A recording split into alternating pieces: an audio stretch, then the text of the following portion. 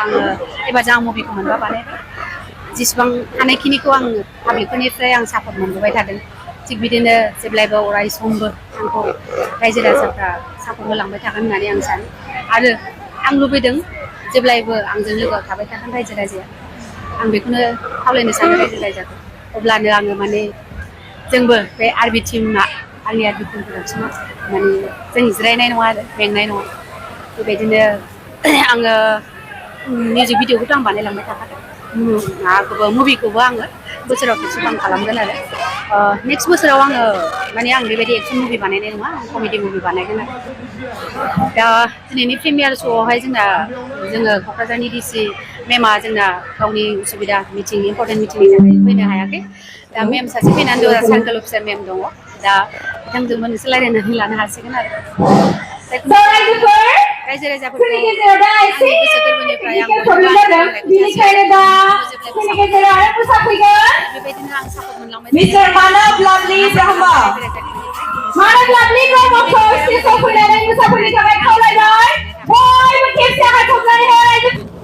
जों दिनै जोंनि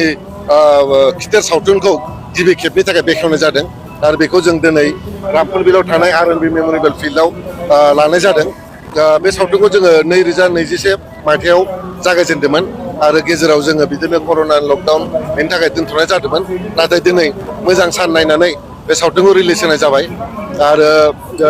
पाब्लिकआ जे बिदि लैहोर लैहोर फैनानै दिनै जोंनि बे खिथेर सावथुनखौ थुलुंगा होफैदों नायनो थाखाय फैदों स' बेखौ नुनानै जोबोद गोसोआ गोजोननाय मोनबाय जोङो बे खिथेर सावथुनखौ फ्राय क'क्राझार ओनसोलावनो शुटिंखौ लाजोबनाय जादोंमोन आरो बाव जोङो एक्सन डाइरेक्टर आरो बेखौ बिथांमोनखौ जोङो बाहेरानिफ्राय लिंहरनाय जादोंमोन उत्कल हाज'वारि आरो मन्टु दिउरिमोनखौ आरो फ्राय जोङो शुटिंखौ क'क्राझार ओनसोलावनो लाजोबदों आरो बे सावथुना एक्सन थ्रिलार बेस्ड आरो फावखुंगुर हिसाबै दं जोंना मुंदांखा मुस्रि लिंसार बसुमतारी सोरां नार्जारी जयन्त नार्जारी NSDN जाय बिथाङा बलिउड सिनेमायावबो एक्टिं खालामखांबाय थाख्लाय नार्जारी आरो बेजों लोगोसे जोंहा फावखुंग्रियाव फुजि बसुमतारी आरो मानगोनां रिया ब्रह्म जाय बिथाङा बे सिनेमानि दिहुनगिरिबो आरो फावखुंग्रिबो आरबि फिल्म प्रडाक्शननि बियो 5 नाम्बार फिल्म जाबाय बे बाराव बेजों आरबि फिल्म प्रडाक्शना टटेल मोनबा सावथुनजों कमप्लिट जाबाय आरो बे बोसोराव स्ट'रि एन्ड स्क्रिप्टआ सपन कुमार ब्रह्मनि डाइरेक्सनखौ आं होदों राजा नार्जारी आरो केमेरा डिअपिखौ खालामदों अरुप गयारी राजाफोरनिसिम बेखौनो होननो सानो जे नोंथांमोना फै बे सावथुनखौ नायफै मानोना बे सावथुनखौ जों जोबोद खस्थ' गावनि गोलोमदै बाहायनानै नोंथांमोननि गोजोननायनि थाखायनो बानायदों आरो बे सावथुनखौ जाहाथे रायजो राजाफ्रा नायनानै अनसायनाय होथों मोजां मोनथों आरो नोंथांमोना जेसेबां बे सावथुनखौ हेफाजाब होगोन थुलुंगा होगोन जोंबो होमबासो मोजांबो साबसिन हामसिन सावथुन बानायलांबाय थानो हागोन नालाय स' आं बयखौबो गुरैयै खावलायो जे अननानै जेराव हायो जेराव दिन्थिनाय जायो लैहोर लैहोर फैनानै जोंनि बे खिथेर सावथुनखौ नायफै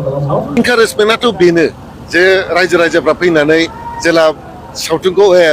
बिराद मोजां सावथुन जादों जोंनि बर' हारि आरो हारिमुवा जौगादों बेबादिफोर जेला जों रायजो राजाफ्रा खोनानो मोनो बा आबरिया जाय गावनि लाब लुकसानखौ सानालासिनो जेसेबां हायो गावनि हागौखिनि रां रुफाफोरखौ एसे खरसा खालामनानै जे बर' सावथुनखौ मोनसे जौगानायाव लांनो नागिरदों स' बे पाब्लिकनि मोजां मोननाय अननायासो बेखौ खिन्थायो आरो जे जेसेबां पाब्लिकफ्रा अननाय होगोन मोजां मोनगोन बेसेबां जोंनि बर' सावथुना जौगालांबाय थागोन आरो